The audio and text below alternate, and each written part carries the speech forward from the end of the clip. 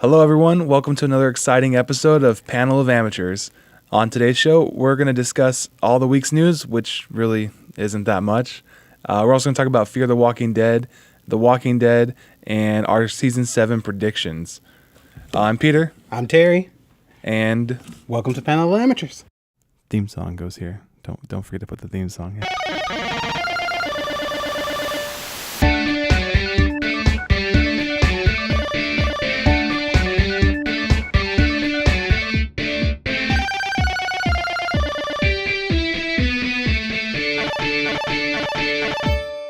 Welcome back to episode 4 of Panel of Amateurs. Thanks for sticking around this long. How you doing today, Terry? I'm great. Slow news week. Yeah. Was it slow news day? Not a whole lot going on this week. Before we get started, though, please like, share, and subscribe to our podcast on YouTube, as well as follow us on Twitter and on Facebook. We really enjoy hearing what you guys have to say each week, and we'd like to hear more and more from more and more people. So if you could please share, like, and subscribe our videos, we'd really appreciate it. All right, so this week in news, let's start out with something a little bit smaller and then move it up to the bigger stuff. The DC universe is in full swing on the CW. Got Arrow, it's back, got The Flash, and Supergirl has moved to the CW. And you got Legends of Tomorrow. Oh yes, and Legends of Tomorrow. Yep, and it's kind of their Justice League show, their offshoot of a Justice League show, where they've piled together a bunch of characters and some of their secondary characters from their other shows they brought into this show to make one big kind of superhero team-up show every week. The one that I was most excited about was Supergirl coming over to the CW. I wanted to see if CW would tell different stories or it would have a different feel to the way they told stories than what was on CBS. I mean, I read something that said on CBS the average age for their youngest viewers were in the 50s. So it's a little older than most of us. Especially most of the people who are watching the CW. Right. So I wanted to see if they would tell their stories a little differently. And I feel like this first episode was pretty good, actually. Especially with their introduction of Superman. I thought that they handled the character very well. I think they played some camera tricks to not make others seem larger than him when we actually know in real life that they are quite a bit larger than Tyler Hoechlin or Hecklin, however you pronounce his name. Hoechlin, maybe? Hoechlin. Maybe it's a sound, it's a CH. Tyler, if you're listening, let us know how we say your name. Yeah, Tyler, that'd be great. Because we know that Tyler's listening. Tyler, just let us know. How do you pronounce your name? Maybe if we tag him in the YouTube tags, he just searches his own name sometimes. It pops up and says, "Oh, what's this? Oh, I'll just jump in here and listen to this real fast." You know, I'm sure that's what actors do. Listen to every podcast that ever mentions their name. So Tyler, since we know that you're doing it, go ahead and let us know how we pronounce that last name. We probably need to know how to spell it too. We had a few spelling mishaps to begin with. But no, I thought that the way they brought the character on, he is more like the Christopher Reeves 70s version Superman than the current Snyderverse Superman. Mm-hmm. So he's a little lighter. His Clark Kent is a little goofier, more bumbling than you see on the big screen. The biggest problem I had with the Superman character, and it's not even a big problem that I had with him, is the suit. I think that his suit is different from Supergirl's suit in a way that it just doesn't look as good as her suit. They have like these straps that basically buckle his cape on, and it just doesn't come across very well. Isn't that how it is in the comic though? More strap-like than like sewn on the back? No. I guess it would depend on which version of the comic you look at. I guess I just like a suit where it kind of goes down into his collar as opposed to being strapped. Yeah, because I guess in the CW series it's attached basically to the symbol.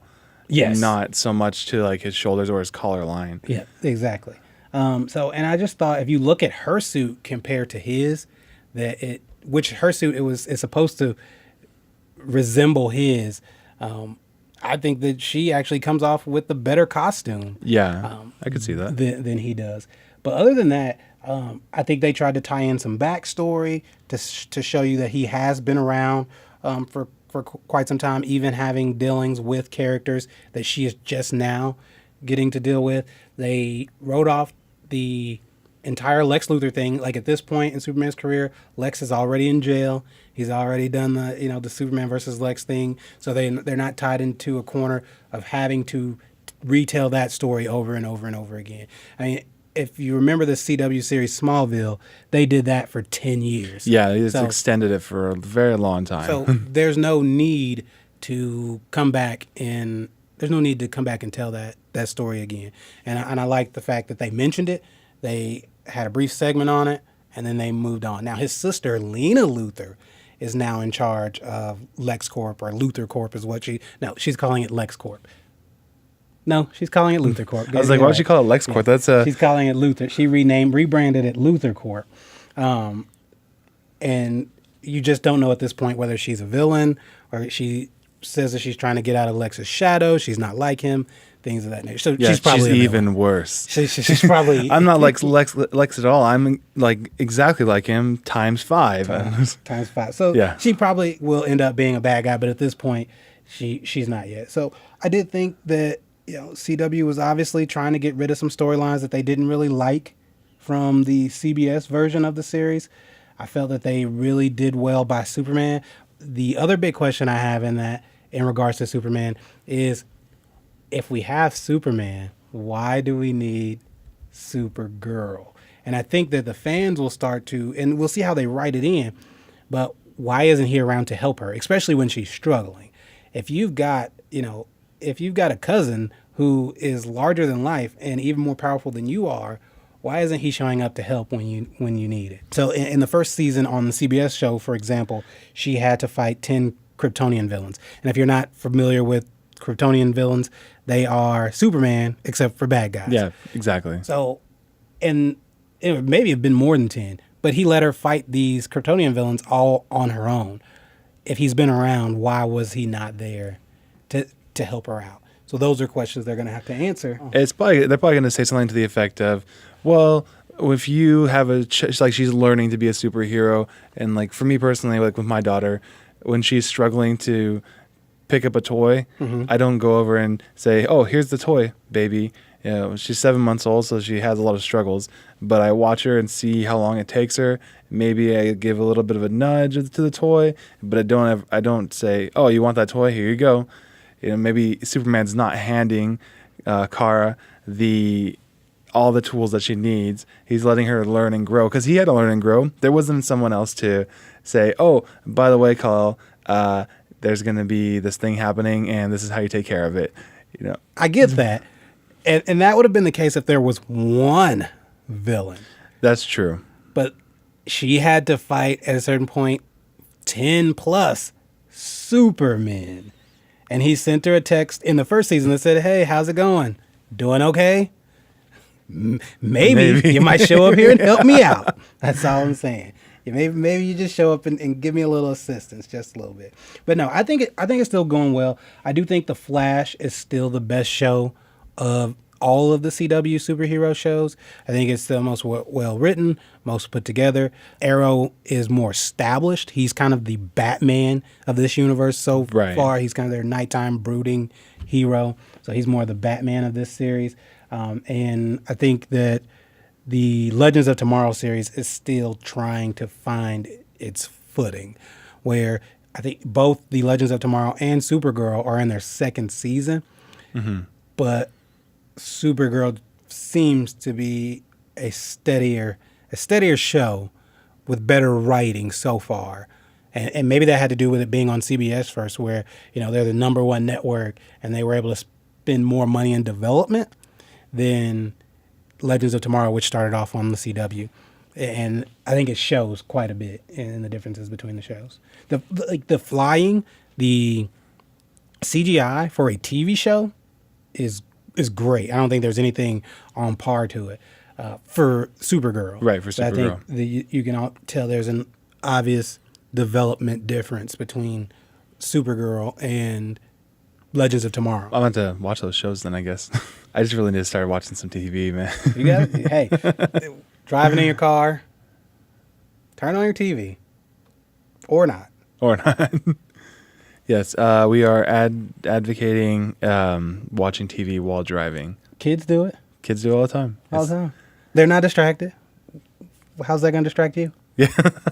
As an adult, we're supposed to be multitaskers. The kids in the backseat are definitely watching it, and they're not distracted by anything. They're not distracted. They are super focused on that TV show. See? So, now, in other news, continuing on with the DC theme. Mm-hmm. So, Joe Manganiello, who has been cast as Deathstroke the Terminator in Ben Affleck's solo movie, kind of on his Twitter announced that he's in training to start shooting the solo Batman movie in the spring. Is that, considering where we are with the DC universe, their film universe, is that something you're excited about? After watching Batman vs. Superman, Ben Affleck's portrayal of Batman was probably the best part of that film. And so I am really interested to see what happens when he goes out on his own film.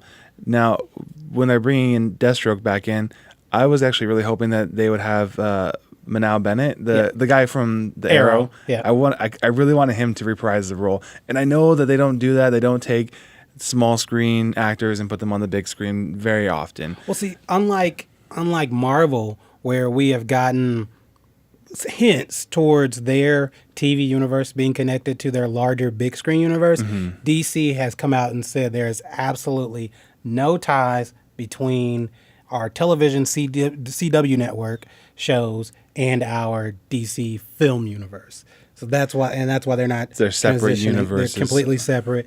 That's why we're getting different flashes from film to TV. So, and that's why we're getting different Deathstrokes. I think Joe Manganiello is going to be great. I'm sure he will. Deathstroke Terminator. I'm sure he will. And he's got kind of the same look, the same kind of size. He's just a strong actor. But I just really like Manal's portrayal of Slade Wilson. Yeah. Now, I think Joe's going to be physically imposing. Like, you can see that guy and a muscled up Ben Affleck. Yeah. Battling it out. There are also rumors that this solo Batman movie is going to take place inside of Arkham Asylum, where I did hear that. Most of Batman's rogue gallery is going to show up. Have you seen the latest Judge Dredd movie? I have not. So in this Judge Dredd movie, basically Judge Dredd goes into this basically slum that's a slum high rise in whatever city they live in the Judge Dredd universe. And the villain is on the top floor, and he is locked out. He's locked inside with his partner from the rest of the police force. So no one can get in. It's him and his partner, and they basically have to fight their way to the top of this high rise through drug dealers, murderers, people that there's a hit out on them, and that's how this the story beats go. That sounds like an arcade game from like the 1987. Yep. There's also a Japanese movie called The Raid, where it's basically the same, and I think they kind of stole it from there, but it's the same premise is that they have to fight their way through this apartment building to get to the villain or whatnot, all the way up to the top floor. Like Die Hard. Kind of like Die Hard. It's kind of like Die Hard. I see that. Yeah. But so they're saying that the reason we're going to see a lot of Batman's rogues gallery is the rumor is that Deathstroke is going to be hired to take down Batman, and then to tire him out, he's going to attract him to Arkham Asylum, where he then has to fight his way in one direction, up or down, to get to Deathstroke, fighting through his rogues gallery, the likes of Two-Face, Killer Croc, people like that. So do you think I want to see it. That sounds fun. Do you think Mr. Freeze will make an appearance though? And if so, are we getting another Arnold?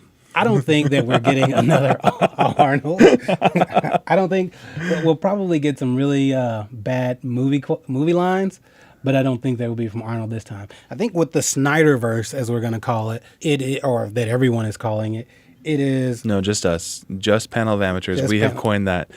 Trademark, copyright. We probably want to check on that. I'm sure we did. I think that with this, they were really serious. They've toned it down to be semi-serious because of fan backlash. So we're going to get more comedy in these movies going forward, but not so much. But not Batman and Robin comedy. But not Batman and Robin comedy. So after Suicide Squad, I can see them doing Mr. Freeze, but not as a main Batman villain. And I think that with Ben Affleck, who I will go out on the line and say, I don't even think I'm out on the line. He is the best director that they have on staff right now at DC for their movies. Better than anyone else they have lined up to direct any of their films. I don't think that that's a story he wants to tell. And I think that's why he chose Deathstroke the Terminator as his villain. It's someone who's more of an on assassin level with Batman. You don't have to get wild with the powers or anything like that. Yeah, he's just hyped up on the serum. It's kind of like DC's version of Super Soldier Serum. Right. Where he's not Superman level, but Batman, Batman can't stand in a ring with him for 12 rounds. He's got to outthink him as well in battle more so than anything else. Man, I'm so excited now. So I do really, I mean, that is probably my most highly anticipated DC film, even more so than Justice League 1 and 2, just because, we're still in that Snyderverse. And what is he going to do with those characters? Is he going to stick to the same dark tones that he's done before? Is he going to fall too far into fan backlash and completely go the opposite direction? Because you can't do everything we want you to do. Exactly. You can't, because fans, you and I have talked about this many times. The fans that are watching films now and watching television shows, they care about the small things. They look at the backgrounds, they look at what's going on, how stories are connected, and then because of that, they lash out. And because we have things like Twitter, Facebook, we have all these blogs and ways that you can connect with those that make the films, then there tends to be a lot of following what the fans want, and then that leads to things kind of like Batman and Robin, where they just go too far on one end. An example of this would be like the show Community. I really love that show. I really love that show.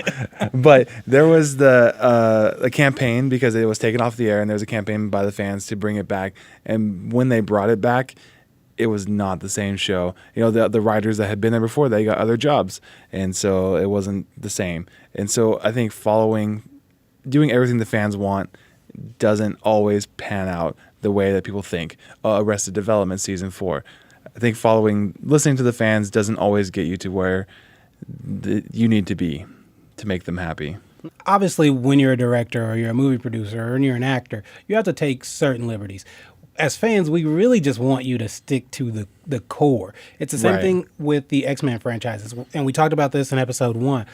We just want, it's not hard to make those. We will accept that you probably don't want a shiny blue suit in the middle of battle where everybody can pick you out of the crowd. We know that it's crazy, but it's what we grew up with. We want to see it.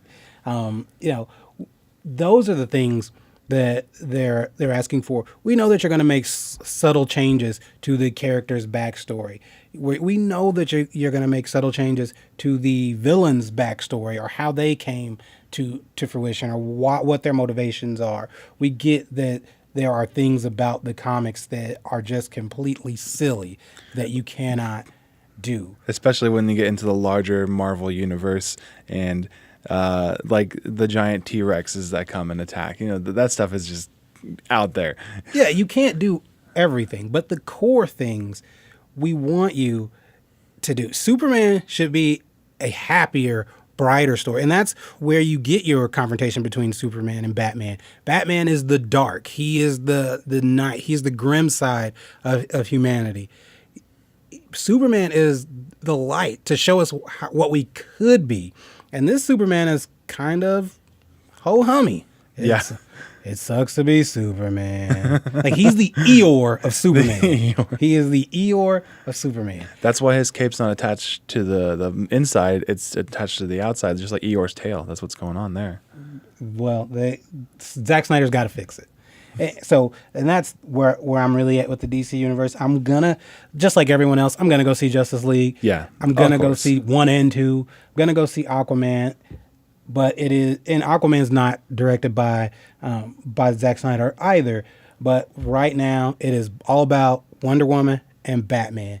And to be honest with you, that Wonder Woman movie is going to make or break this universe. Because with Suicide Squad, the reception was kind of, half and half.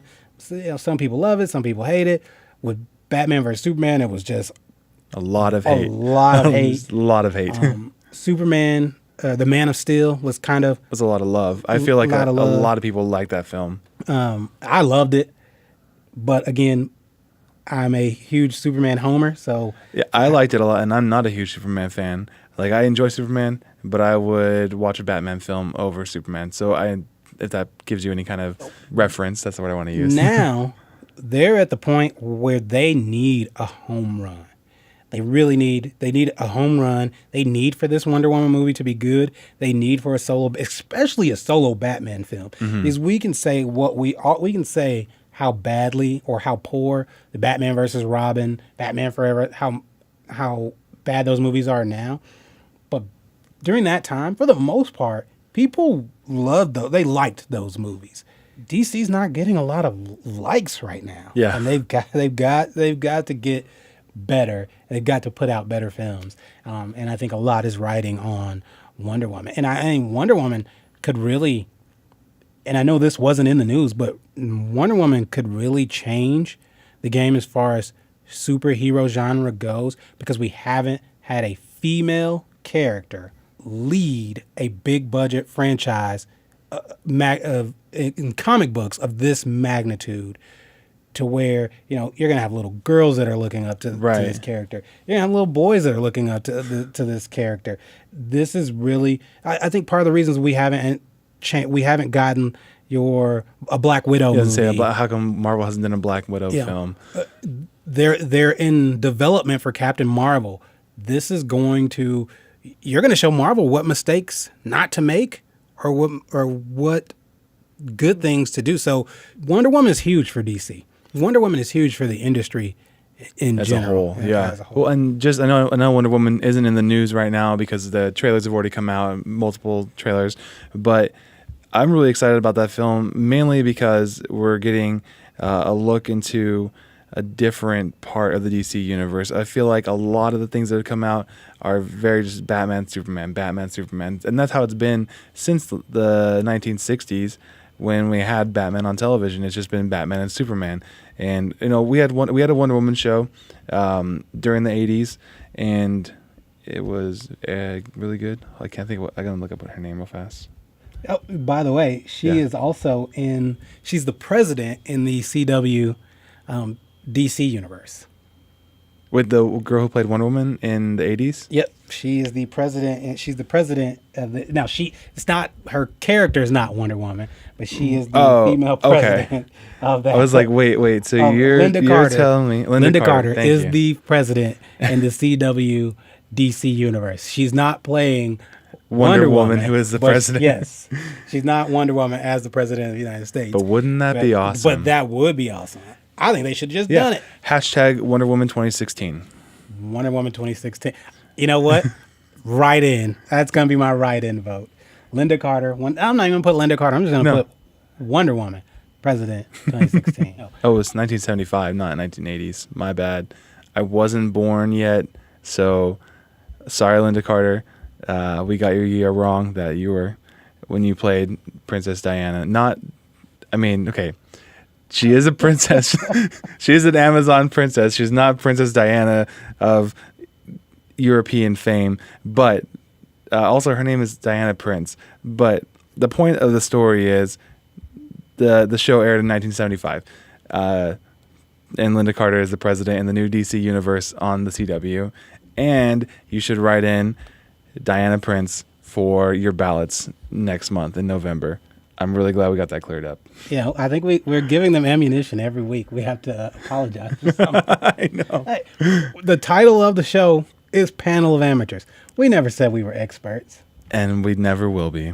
Not at this rate. Yeah, moving on in the news, there is one slightly larger piece of news. Rogue One has a new trailer. Woo, Star Wars fans. Terry, did you get a chance to watch that trailer? I did watch it. I liked it. What did you think? I really like the part where halfway through, the main character said they are asked, "What's your call sign?" He says, "Rogue, Rogue One," and everyone in their minds like, "Oh snap! They did it! They said the name of the movie in the movie." So that was your favorite moment. No, I just really like that moment. That's not my favorite moment. I didn't think it was as good as the first trailer, but I did like it. So I don't have anything bad to say about it. I didn't, and maybe because with the first trailer, that was our first big introduction so far to this part of the universe. I'm still holding on to that. I liked it. I just didn't. It didn't move me like the first trailer did. What do you think that they've given away too much backstory though, with the main character's father being recruited by the Empire to create? I'm assuming that he's creating the laser for the Death Star.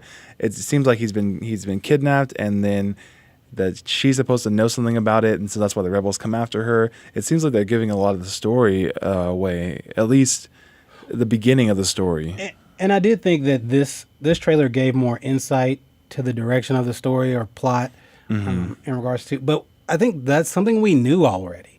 Like they told us more, but we kind of already Assume knew that she was aligned with the laser somehow. that. Yeah. I mean, that had been announced a while ago that Jyn Orso was the daughter of the person who created the laser for the Death Star.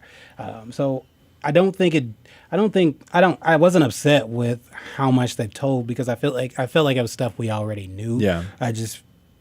They got to the point where they owned up to it. You already know this. Here you go. It's kind of the thing with Darth Vader. We'd heard for months that Darth Vader was in this film, that he had a part in this film. Now, whether that part is 50, because I have this feeling that it is going to be a red herring, and he is in this film for all of 15 seconds. Like that one conversation with director Krennic, and we're never going to see Darth again. There's at least two. There's the one where he walks in and the director is cowering before him, which is my favorite part of the trailer. That is pretty awesome. My favorite part of the trailer. Like that, it was so ominous, and it was, I've told you my theories on a Darth Vader horror film. Yeah. In that moment where he was walking down the ramp or towards, before I paused it, I thought it was Jyn Orso. Ursa, or however you pronounce Jyn. If you want to write in, let us know how to pronounce your last name. We know you're watching. Give us a shout out. Let us know how we pronounce that. So I thought that he was walking down towards her. And I'm going, if Vader's that close to you, movie over. Yeah. Like, how do you survive that? So I had to go back and watch it a few times and pause that moment to find out that it was actually director Krennic that he was walking towards, and not Jyn Erso. But that was my favorite part of the trailer. I just thought it was like Vader, to me, could be a horror villain, the likes of Freddy Krueger, Michael Myers. I think they should make a story like that. But that was my favorite part of the trailer so far. I think watching these trailers, I've realized my Star Wars fandom will drive me to watch whatever Star Wars things come out. Like, I was watching this and I just thought, this is going to be awesome. And I don't know if I was thinking that because it's Star Wars or because it actually is going to be awesome. There is the one scene where we have Jyn Orso and then the droid and the rebel leader that she's with, and they are in their Empire outfits, and it's very much like a throwback to A New Hope with Luke and Han in the stormtrooper suits.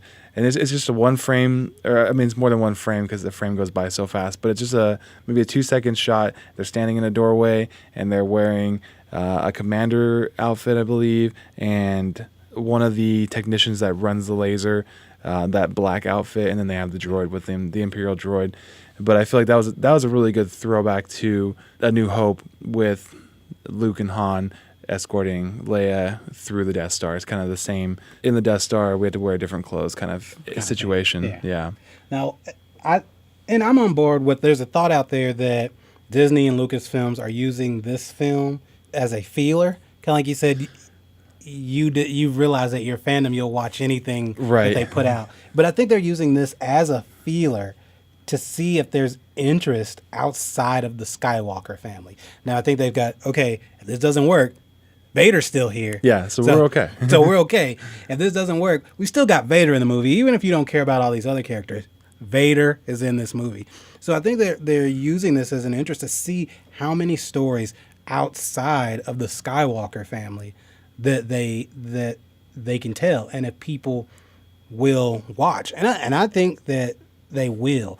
It doesn't matter when you've got 30, 40, 50 years of love built up for not just the characters, but the universe, the name.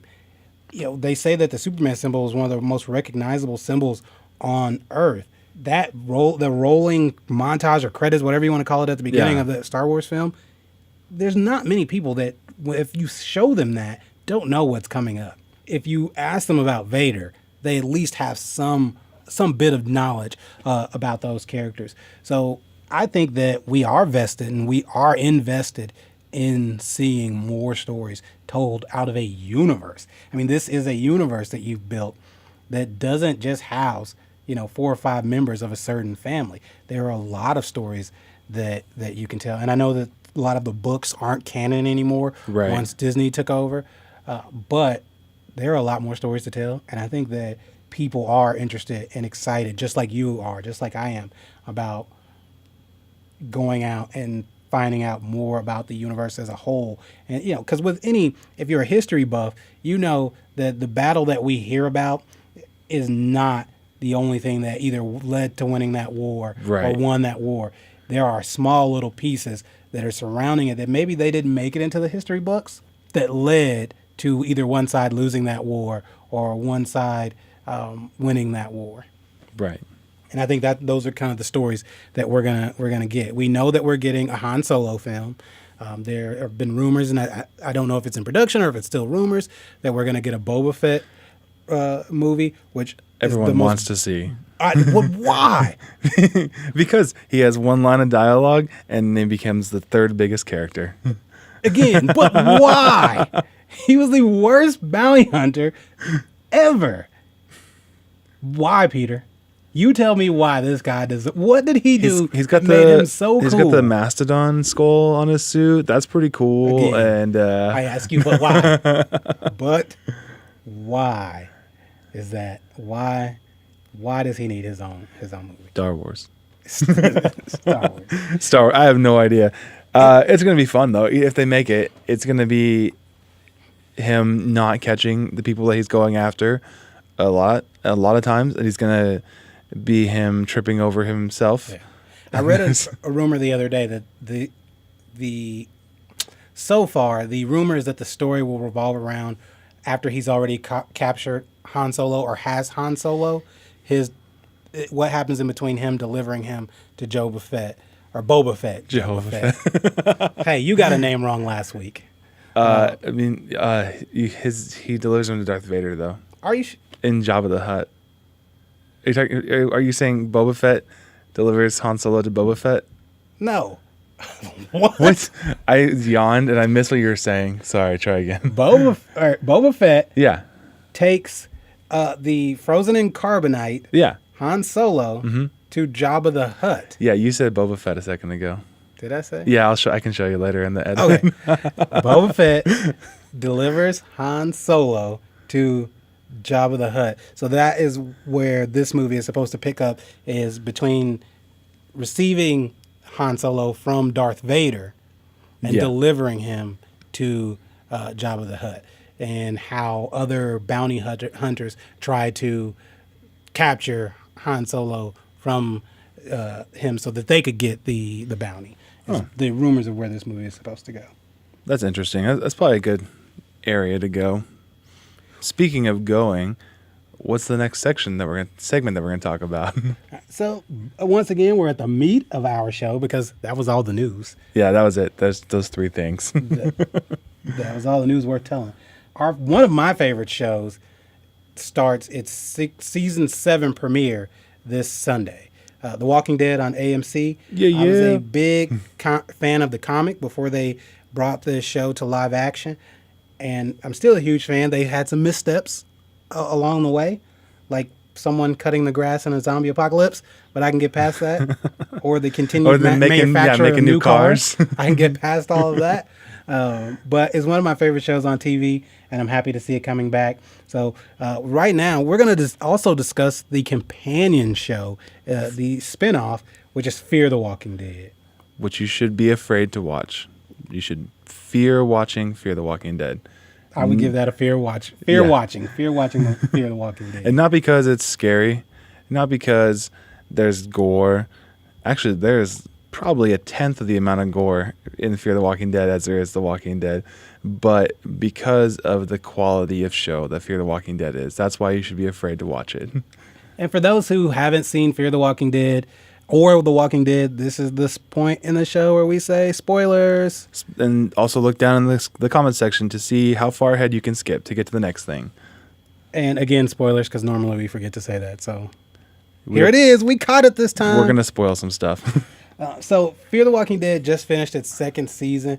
And if you're not familiar with the show, it basically follows a group of West Coast survivors in the zombie apocalypse. So as opposed to what The Walking Dead does and starting out after the apocalypse has already outbroken, this story picks up at the beginning of the outbreak. So people are getting sick. The government doesn't know why. People are attacking the sick or attacking other people. Yeah, the people that thought were dead are attacking the EMTs.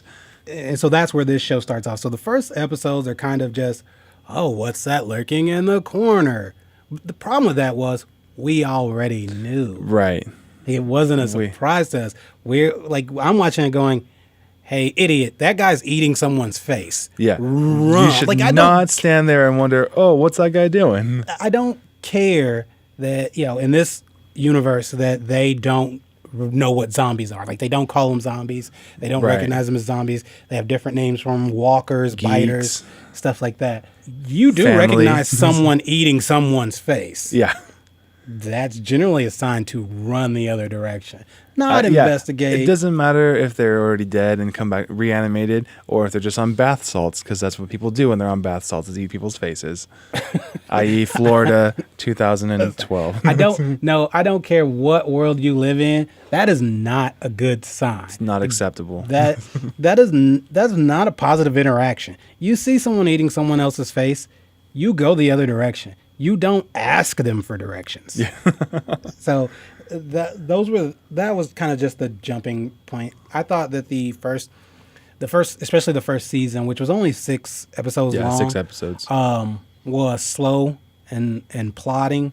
I will say that I thought that they would take longer to tell the story of the original outbreak, the spread. Well, when they had started to market the show, it seemed more like it was going to be a show about what happens when the lights go out. Mm-hmm. Like, what happens when people run out of food and there's nowhere else to get food? What do they do?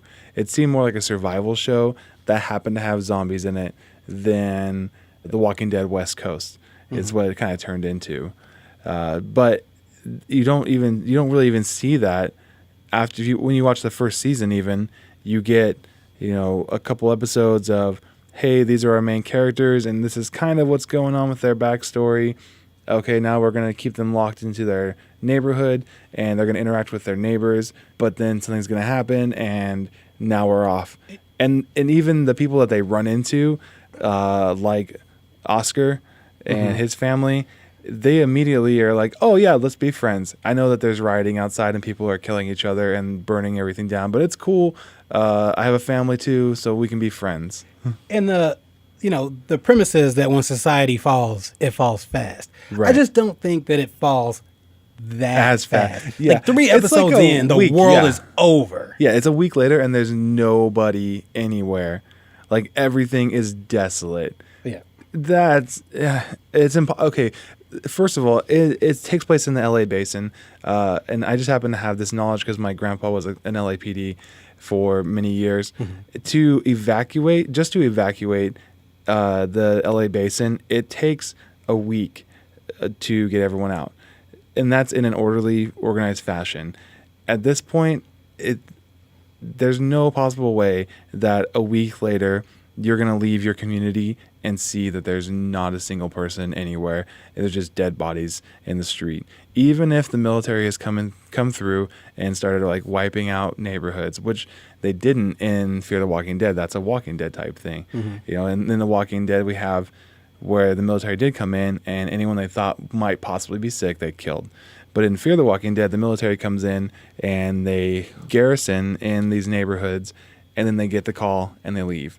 They don't take out anyone they think is sick. They don't even kill any walkers that are in the neighborhood. There's a lot of questionable choices made by the writers. And at this point, we don't know what the timetable is from where this show is and where the main show, The Walking Dead, is. Right. So in the Walking Dead, we are to assume that, you know, most of the grocery stores have been raided, you know, most of the pharmacies have been raided, and as we see them going to places where they've been raided and they've been run through, in this one, we're a few days in to the apocalypse.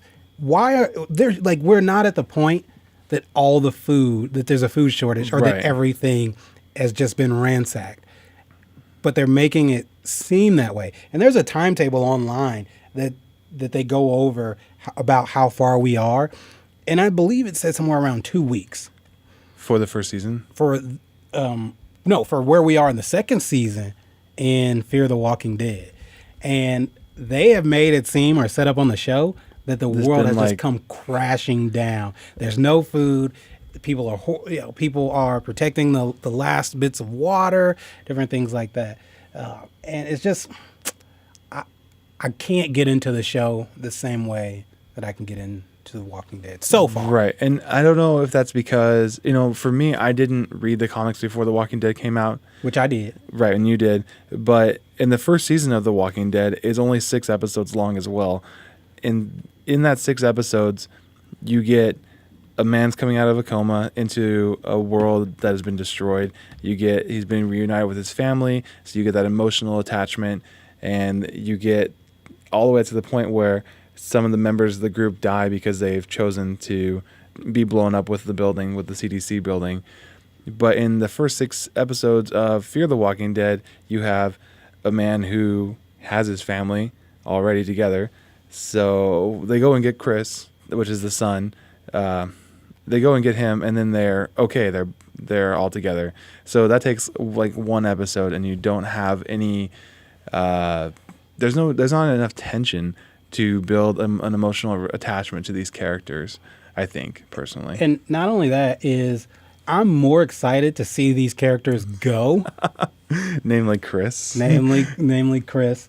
I'm more excited to see them go than to championing them surviving. Yeah, there's nothing that pushes me to say I can't wait for them to survive this and see what happens next. And I think the show tries really hard to get you to care about certain characters that you just don't. I don't care about Chris. I actually want to see him go. Yeah, or Madison. I'm just going to throw that out there. I don't like Madison. She's basically Andrea part 2. I don't like her. Madison's the daughter. No, Madison's the mom. Madison's the mom. That's the thing. I can't even remember the characters' names because there's just things that I don't like. I just don't care for them. Her son, the former drug addict Nick. Yeah. They have spent these episodes where they either completely focus on him or the majority of the episode is focused on his character. And I find myself going, just get on with it already. Move I don't care whether he survives or whether he doesn't survive or that he discovered and that's another issue I have is the fact that he discovered the blood and guts trick where in The Walking Dead it goes like if you cover yourself completely in dead zombie guts that the other zombies can't sense, smell you, or tell that you are not a zombie. So you can safely walk through hordes of zombies while you're covered in these guts and things like that. And the way they found that out was just by taking a wild guess and seeing if it would happen. That's one of the main differences too. Mm-hmm. Is they took this wild guess that if we cover ourselves and smell horrible, maybe possibly it'll work out for us and we'll get through. And while they did do that in The Walking Dead in the first season, Right. they It's been months. It's been months, and and Glenn had been living out in the like he wasn't with the main group of survivors. He was just Right. going from building to building, surviving. So to have just picked this skill up, but you're telling me Nick just discovered that in day 4? Yeah, because a walker falls on him when it dies, and he gets some blood on him, and then he gets up, and the walkers all walk away. Like, oh, okay, I guess we're good. And in one sense, it doesn't make a whole lot of sense, because wouldn't that tell you that if you are being attacked by a walker and it's laying on top of you, the other walkers would stop attacking you because they could no longer smell you. Yeah. So I guess that's a strike against The Walking Dead also. But just from this aspect, I would think that if Nick discovered this after 4 days of being in this zombie apocalypse, why is this not a widespread tool? Because you only see Rick's group in The Walking Dead using this skill a lot, and you only really see them using it when they're backed into a corner. Right. It's not something like when they're going on hunts. Michonne, she used to travel with her 2 zombie companions, but they're not just covering themselves to go and look for things. Going out on runs to get supplies. They go out as themselves. They don't have to cover themselves. If it were me, I think I'd keep like an emergency bag of zombie blood and guts. Throw it on yourself real quick. You get backed into a corner. Now you're free. And that's just not something they use all the time. But Nick uses it every other episode. Yeah, and they use it in the community that Nick lives in during the Fear the Walking Dead. They also use that tactic. But the thing that really bothers me about it is in The Walking Dead, to make it work, they have covered themselves in this from head to toe. They put the ponchos on and they cover their whole bodies in the guts.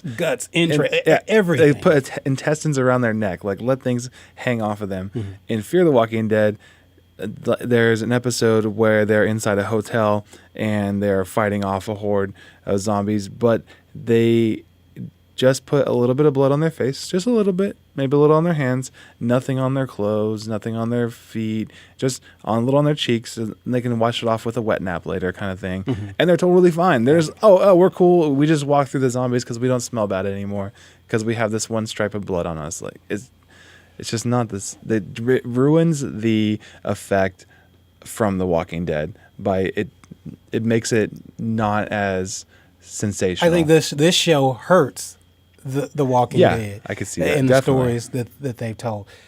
I think it hurts it in the fact that it opens up like we weren't questioning that tactic. Yeah. Prior to this show coming out, I think that they tried to regurgitate stories from the original show or themes from the original show and give it back to us with, again, characters we don't care about. Right. Namely, the farm.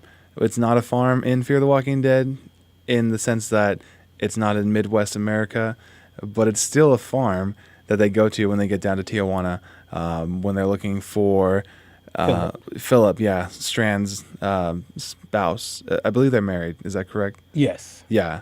It's hard to remember because I don't care about these characters. But that compound is still a farm. And so they're using the farm again. And that was in season 2. And I thought, oh, great, here comes another season 2 farm series where we're going to be stuck in this land for the rest of the season. But and they were locking up walkers in the barn like they were in season 2 of The Walking Dead at Herschel's farm. There was the big reveal or the big question of whether this is okay, whether these people are still alive. It was the exact same theme. Everything was the same. They were locking their family members in this barn because they weren't really dead. They're just sick. They're just sick. Again, your brother just ate your cousin's face off. Yeah. He ain't sick. No. It's time to move on. There's just certain things you got to understand. But I will give it to the Fear the Walking Dead storyline that the owner of the farm had an interesting... I wish that she had become a larger character. She was almost like the governor in that from The Walking Dead, in that she was trying to keep order, but she was also killing people. She killed the entire church by giving them poisoned sacrament or communion wafers, and then she did the same thing for Philip, and she was for Strand as well. He chose not to eat it, but I forget her name, but I feel like if she could have been a larger character, and maybe she'll come back because they did destroy her farm, and they are still in the area, kind of. They locked her in the. Madison locked her in the barn, That's but you true. never saw. Like I kept waiting for them to pan to a change where she changed into a zombie, Right, But or they- even like a shot of her being eaten. but they never did that. So she's still So out there. Yeah, so she could come back and she could be a large character, and that's probably why they did that, because they thought, the writers think, if we don't kill her or we don't show her dying, we can bring her back, but we don't have to. She's kind of there if we want to, kind of character. Yeah, I think my final verdict on this show is just that they have to do a better job of getting us to care about these characters. And the one good thing I'll say about the show, and I'll ask you what did you like about the show, is the final episode. I feel like that final episode of season 2 had me more on the edge of my seat than any of the other episodes, even combined, did. I was engaged in that episode. I wanted to know what Travis was going to do to those kids. Yeah. Once he found out that they murdered Chris, before he changed to a zombie. I wanted to know. I was sucked into the fact of whether they were going to kick Travis out, or whether the whole family was going to go with him. Right. Whether they were going to, because they had spent some time without Travis because he went to go follow Chris while Chris was going crazy. Chris had basically lost his mind and decided he couldn't be around other people. He wanted to go find a group of people who was more like him, just willing to kill and do whatever they needed to do to survive. But that one of the groups he ended up getting with ended up murdering him. And Because they needed to do whatever they wanted to do, or they wanted to do what was needed to be done to survive. So yeah, it worked out well for him. Travis ended up coming back to the main group. The family, they were living in a large hotel at this point, that had rules about killing and things like that. So Travis basically murders these kids once he finds out that they have murdered his son, Chris. One of the other members of this community tries to stop him, and by accident, In his rage, Travis ends up killing him also. So they kicked him out. And so I was on the edge of my seat trying to figure out if the family was going to stick by him, if they were going to choose their own safety over his. That had drawn me in, not the Nick storyline. I'm so tired of Nick. When with the shanty town that he was living in, I just wanted to be done with that Nick storyline. But I was intrigued on because that hotel, that was the perfect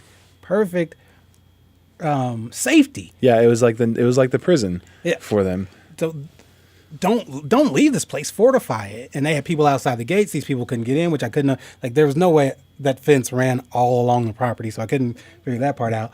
But And that fence was really flimsy too. Like there was many times I thought they could squeeze through right there. They'll be okay. so that season finale of season 2 was a building point for me. And it'll get me to come back and watch season 3 and see where they go. Right, at least first couple episodes to see how they're going to go from that. But I think that's all they're going to get out of me is a few episodes next season to see what story they're trying to tell, and on whether or not I'm going to write off the season. Is there anything good about the show that you enjoy? Oh, it's on when The Walking Dead's not on. I enjoy that. It does tie you over for your zombie apocalypse fix. There's a lot of things that we have issues with. Even, I watch the show pretty much every week. Sometimes I have to catch up on it. But at the end of each episode, I even say to my wife, why are we still watching this? It's not, and then it's the same kind of things that we've talked about. The characters are hard to care about. I saw an interview once, I believe, with Kim Dickens, who plays Madison Clark, where she said that she hopes that Madison becomes the new Rick. Like, she hopes that the character arc follows Rick from The Walking Dead, where she becomes a strong leader that can keep the group together.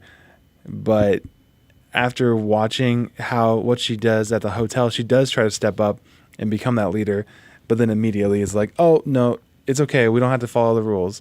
and Rick sticks to the rules. He kicks Carol out of the prison. He drives her off to. Well, I think Rick sticks to the rules that benefit Rick, kind of like she did with turning on the lights. And it drew the other people. When a rule doesn't benefit, when Rick can get all high and mighty, that's true. Then he sticks to the rules. But when it's something that Rick wants, he doesn't stick to the rules.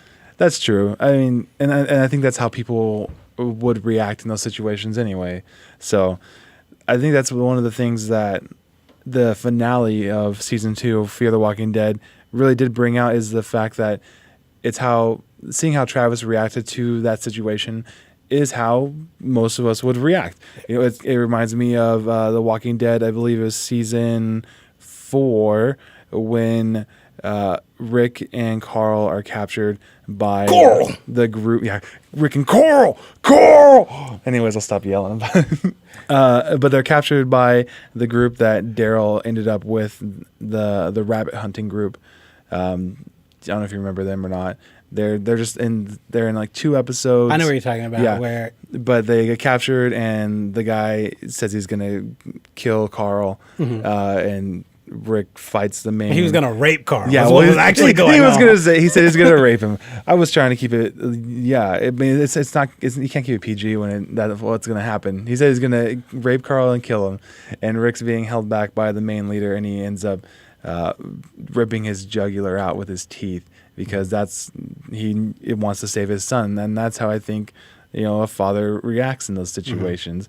And so that was really cool to see in season 2's finale of Fear the Walking Dead.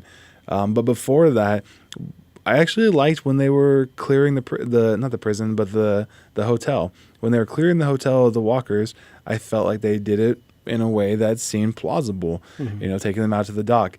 However, when they did walk all the walkers off the dock into the ocean, it became implausible again, because dead bodies do not sink.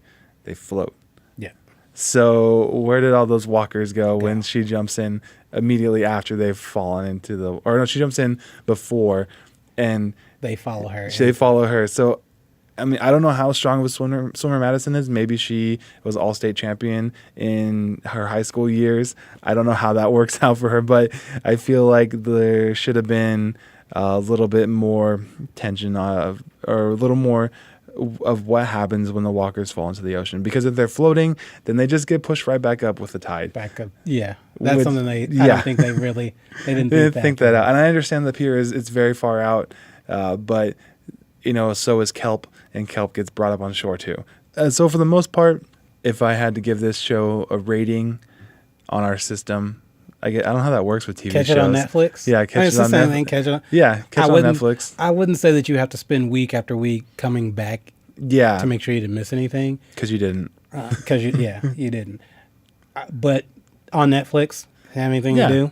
If it's Saturday afternoon and you got Netflix on, you want some zombies, you've already caught up on Walking Dead, might as well. And what you said reminded me of something about them pushing the zombies out in the ocean, and I'll leave it at this. The one thing that I would have liked to have seen them expand upon was them being out at sea. Yeah, that would have been cool. I thought, and that would have also set it further apart from The Walking Dead. The pirates and people trying to lure them. Waterworld. People trying to lure them to come to certain ports or different things like that, or trying to, like I said, pirate the ship and jump on board and take over. I thought that was an interesting dynamic. And when you've got a group of people you're already in a dangerous situation, and you're trapped in this small area together, to see how that will play out, and the dynamics of people turning on each other, or deciding they want to do one thing and the other. And I think that they ended that too soon. Yeah, I think it only lasted about 3 episodes. Them being the second season. Yep. On is the Alexandria? Is the name of the boat? No, that's a city in Walking Dead. It is a girl's name. I can't remember it. It's hard to remember anyone's name from the Fear the Walking Dead. All right. So this week we're doing things a little differently, because our question of the week from last week ties into this episode and what our main focus is. We've decided to save it until now.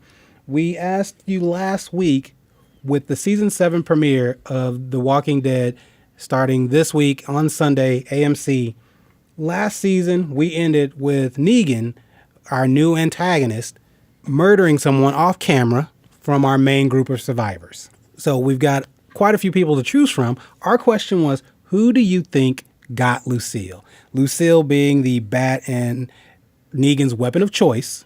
Who do you think he murdered in what'll be the first couple minutes of episode 1, season 7? So basically what we're going to do is we're going to give you some of the answers that we got from Twitter, from Facebook, from our YouTube page, and then we're going to tell you what we think our answers are. Now, the rules for us, Peter, are we're going to see what other people said, and we have to come up with we can't use the main people that are the main answers that are the given. one that everyone's been We have to giving. kind of give an Okay. offshoot answer. It's something maybe that'll catch people off guard for your answer. A dark horse for getting murdered in episode 1. That'd be a really good betting game. I bet you can find odds in Vegas who got Lucille on the first episode. What did our list come up? What did we come up with this week? Well, so this week's answers were pretty much along the lines of what the internet's been saying for the most part, except for this answer. This person said Jim Bob. I hate to tell you this, but Jim was a character from season 1 who was left to die against a tree. So he's been dead for 6 seasons now. So sorry about that, but he's not one of the contenders for receiving the bat. You lose. You lose. But the other answers we have, I'm feeling it was Abraham is one of the answers from Facebook. Then as we talked about, that is one of the main theories. Let's give him a shout out. Who gave that answer? That was Glenn Zapata. Oh wait, it was Glenn who doesn't want to die. Glenn from the group said it was Abraham. It was Abraham. Gotcha. Just kidding. It's my friend Glenn Zapata Silva he lives in Idaho. His address is 1175 South 3rd Avenue, Boise, Idaho. I'm just kidding. I really hope that's not sorry, Glenn. I had nothing to do with that. That's not an address. Anyway, another answer that we got was from send all your negative responses to Glenn at 117 Idaho Drive. And then the second answer comes from Linda Bava, or Bava. I never asked her how to say her last name. Hey, Linda, if you're out there, let us know how to say your last name. We'd like to say it correctly. We know you're listening. Because you answered the question, so we know you're listening. So let us know how we pronounce your last name. She says, I'm going to hope they go off the graphic novels. I think it'll be devastating and dark enough to kind of break away from the almost sitcom vibe that I've been getting. So in the graphic novels, it is Glenn, right? Glenn, who Negan makes an example out of, and it looks like that and Abraham are most of the answers we got from Twitter, Facebook, and YouTube. So if we take those two out of the equation, Peter, who's your money on? I think, and why? And why? Okay. I believe that Eugene is going to get the bat. And this is why. One, in the graphic novel, he creates a system to remake bullets, to put new gunpowder in old casings, and he is kind of the ammunitions guy. In the show, he's given that information to Rick already. So they have that information. He has also shown them that like sorghum is a viable source of food that doesn't get tapped very often. So that's more information that he has that he's already given away. So it seems like his usefulness, and also going back to season 5, I think it was, he caused the group to leave the safe. Well, it wasn't really safe where they were at, but he caused them to go towards Washington, D.C., saying that he was a scientist that had the information of how to stop the apocalypse.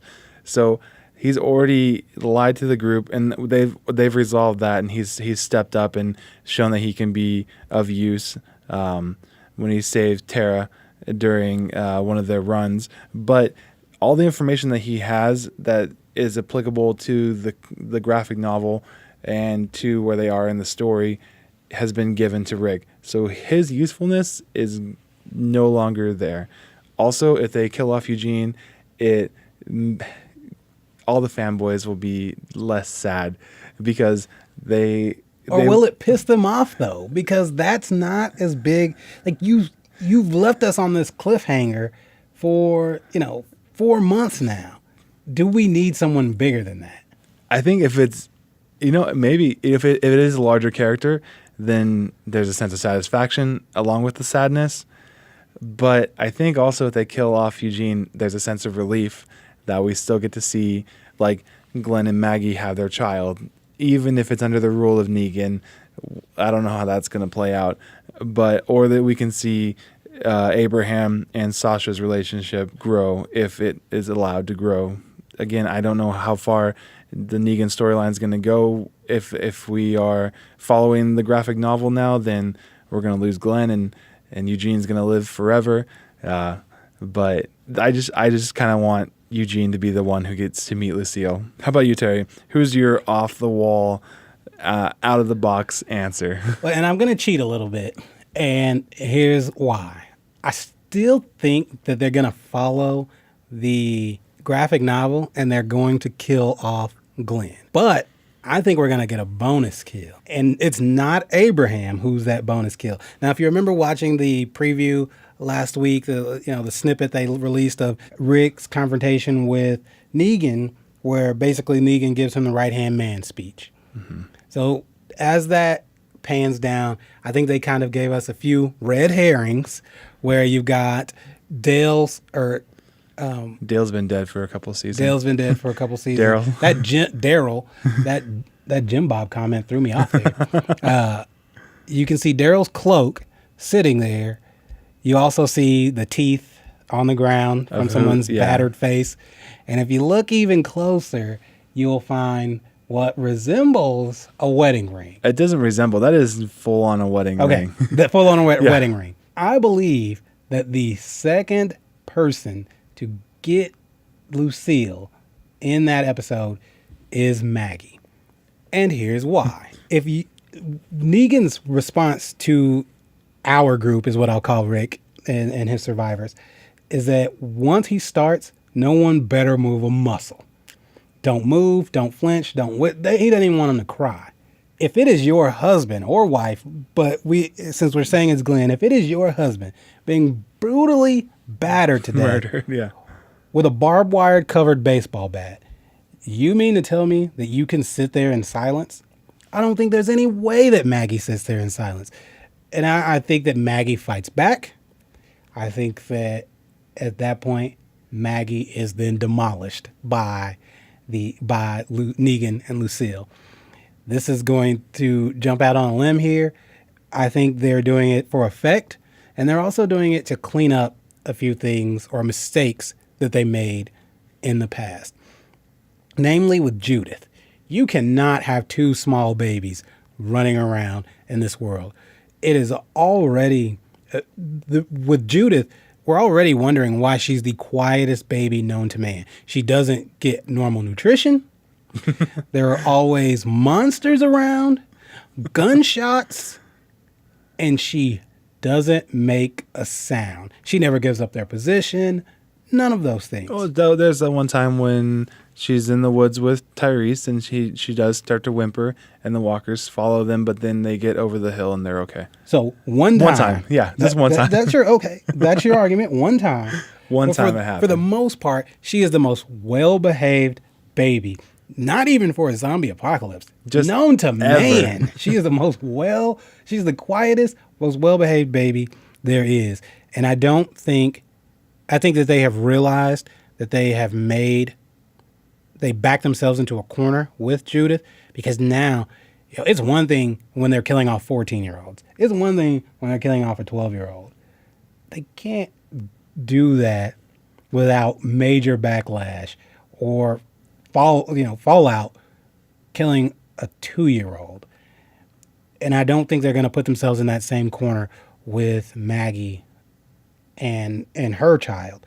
I think that they are going to use this as an excuse to not only follow the comic, but then to clean up their messes. To clean up that mess. And what larger impact can you have? You kill Glenn. We all love Glenn. Glenn is one of my favorite characters. But you also did that 4 episodes ago. Right. He was, so we've kind of mourned for Glenn just a little already. Abraham is a nice addition, but he's not. He's not a core member. He's not a core member where he's kind of, we've got an attachment to him. Our heart beats for him a little bit. Not like it does for Maggie. Right. Oh, man. And if you do that to so Maggie, bad. because if you do it to Daryl, they're going to riot. They're going to riot. They're going to riot. But you do that to Maggie and her child, unborn child, it's a whole new stratosphere now. Like, they have taken this show, and this sounds really bad because I know what I'm advocating for. And I apologize to people out there. It's TV. I'm just saying that the message this sends a message to not only to the viewers that this isn't the governor. Is safe. No, this isn't. No one's safe, and this isn't the governor. I don't think that they played hardball with the governor the way they should be. If you look at his character from the comics to the TV show, I've always said that his character in the TV show is not very different in his decisions than Rick is. He's done things to protect his group. Rick has done things to protect his group that you wouldn't necessarily agree with. But if you start out Negan like this, there's built-in hatred for him. Like, automatically, right off the board, season 1, you want this guy to be done. You want this to be handled. And I think that is the biggest rock that's dropping a boulder into a pond. That's the biggest boulder and ripple effect that they can get with Maggie as opposed to Abraham or anyone else. I really hope. Or Carl. I hope you're not right. I just really hope that's not right at all. I mean, I could see the impact it would create, but oh man, to lose Maggie, who just stepped up as like the new negotiator for the group, it'll be and also losing that unborn child. And then we've talked about this many times about babies in the apocalypse. And, and now that I have my own child, I don't see how Judith could survive at all. It's impossible. My daughter last night was awake at 3:30 in the morning, screaming her head off because she didn't want to sleep. I don't understand how Judith has been so quiet, but I think that giving us a twofer in this situation is going to be maybe it might be a little bit much for the show, but they have been stepping it up with Negan. But also I'm really excited for this new season to start because we have King Ezekiel with his tiger. We have, how expensive does that have to be? I know, right? We're gonna film a man in a green suit and we're gonna make him look like a tiger. Also, who's the guy playing the tiger that's gonna be pet by King Ezekiel? Like, has he got a tiger-sized head on so that he's not being pet by another person? Or is it just like on set this really weird situation where one guy's sitting on all fours next to his chair while he's petting him? That's kind of an interesting thought. I don't know. What are you most excited for in this next coming season? I'll be honest with you, I'm really excited to see how far they're willing to go with Negan. Again, I didn't feel like they went as far as they should have. Listen, it is AMC. It's not HBO. You can't do everything. But I felt like they could have pushed the envelope a little further with the governor so that we had a better understanding of the differences between he and Rick and the decisions they make and why we were supposed to be against this guy as opposed to Rick. I feel like sometimes that the main difference was that we've known Rick longer. And that's the only reason that we're choosing him over what the governor was doing. Because again, if you go back and pick up the graphic novels, it was from the onset, this guy was horrendous. I mean, from the onset, he chopped off Rick's hand, within minutes of meeting him, or capturing him, just to send a message. There were other things that he'd done to Michonne repeatedly that you knew this was a guy that we need to get rid of. Yeah, this guy's not good. Not good news from this guy at all. There's things you have to do to survive, and then there's being just downright evil. Right. And I don't think they showed us enough to say he was downright evil. And killing Maggie and her unborn child is downright evil.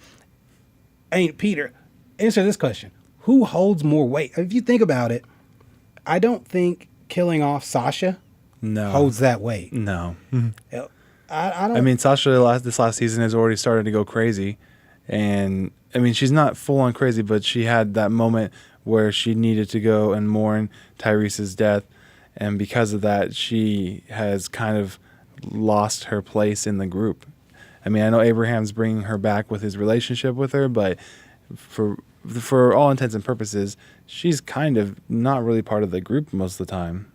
Yeah. I just don't feel like that. I just don't feel that they can, with this cliffhanger, that it can be a recurring character or kind of a background character. It has to be a major cast member or two that meet their end at the end of this first episode. So cool.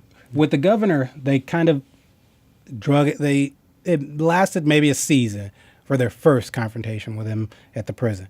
Do you think this storyline with Negan, they will drag it out, or do you think it'll be, because we're at this is season 7, 3 more seasons. Maybe they've always said that they don't know about a 10th season or whatnot. So is this a character that you drag out for a couple seasons, build up that hatred that we have for him, where we're wanting to see them overcome this, or is this a one and done villain for the season? Well, I don't know. Like I said, I haven't read the graphic novels, so I don't know who's after Negan, what kind of villains or what kind of antagonists that we come up against. But I feel like if we come back from this break and episode 1, our favorite character, whomever your favorite character might be, gets killed, instantly the viewers are going to hate Negan. I'm pretty sure most everyone already hates Negan for the fact that he killed somebody. We don't even know who, but there's already a built-in hatred. And so because they have started his story arc with such an impactful, interesting. I shouldn't have said impactful, but I see what you did there. Yeah, an impactful presence. We already have that hatred for him. So I could see this possibly only lasting a season and a half. We could have like this whole season 7, and then the first half of season 8, and the mid-season finale, we get a closure. But that leaves us open to what's actually existing in the rest of the world, and that gives us a season and a half, 2.5 seasons to finish up the story. So I think I'm also excited to see if the rest of the group gets to a point where they recognize how Rick is kind of a douchebag. And I say that because, again, this is going off of our predictions. Right. That, not a prediction, because we know that he murders someone. Right. You sit there with your group of survivors, your friends, your family, and you watch one of them get murdered by a guy who's obviously shows that, I mean business, I'm not playing, I don't care about you people, I'll do whatever I need to. And you instigate or poke this bear with a stick with the rest of our lives in the balance. Yeah, everyone's just sitting here and you just say, I'm going to kill you. With your hands tied behind your back, they have all of our weapons, we have no backup plan, and you're going to continue to poke this bear? You're a douchebag. Yeah. Because all he's going to do is either provoke him. Yeah. You're provoking him, and I'm also under the impression that he's going to drag Rick into that trailer and cut his hand off. Oh, yeah. He's cutting that right hand off. But what if he decides that he wants to prove another point and bash someone else's skull in? All because you couldn't keep your mouth shut. And if you were going to do all that, why not have done that while he was murdering whoever he just murdered? Why not jump up and do sacrifice yourself? If you're if you are that much of a leader, or you feel like that you are going to kill him, why not do it before he chooses somebody? Tell him to take mano a mano. Do something besides mumble under your breath, and possibly getting the rest of us killed. So I'm interested to see if they will at some point begin to figure out that while Rick is your leader, he's kind of the reason that you all get into the positions that you all get into, both good and bad. Right. What is it? Does the good outweigh the bad, Peter? Does the good outweigh the bad? I guess we'll have to see this season. I'm really interested. Let's find out on Sunday when it airs. This coming Sunday, October 23rd, I believe is the date on that. AMC comes on about 8 o'clock. They're also running a marathon to catch up. So if this is your first introduction to these characters, hearing them from us, go online. You can find the past 6 seasons on Netflix. It's a subscription service where you can just binge watch the entire weekend. It is October, Halloween month. It's a great way to get your scare in and get caught up on The Walking Dead. In closing, we're going to leave you with next week's question of the week. Again, don't forget to like, subscribe, and share our videos. You can leave your comments in regards to this video and our question of the week down in the comment section. You can also leave a comment on our Twitter at Panel of Amateurs and our Facebook page at Panel of Amateurs. You can find us in both places. If you have any questions for Peter and I, please let us know. But this week's question of the week is we would like to know, what is your favorite adaptation? And for those of you who don't know what adaptation is, it can be your favorite cartoon that they turned into a film, your favorite book that they turned into a cartoon, things such as James Bond, Harry Potter, all those things.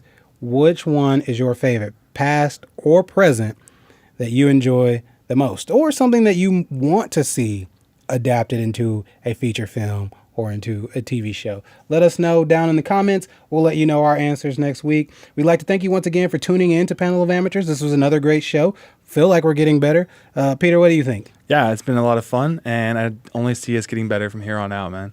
Or probably not. We are amateurs. Or staying the same. We continue to be amateurs. The point is, it's fun for me, and it seems fun for you, and I hope it's fun for everyone that's listening. That's the point. I like to hear myself talk, so it's always great for me. Yeah. Thanks for tuning in to another great show. We'll see you next week when we're going to discuss if our predictions for season 7, episode 1 were true.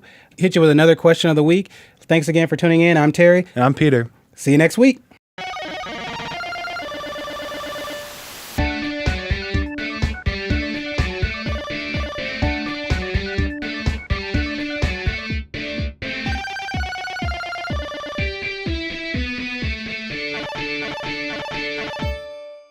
Hey, you're still here. Also, if you didn't know, we have other episodes. So click here or here. Did you click? Did you?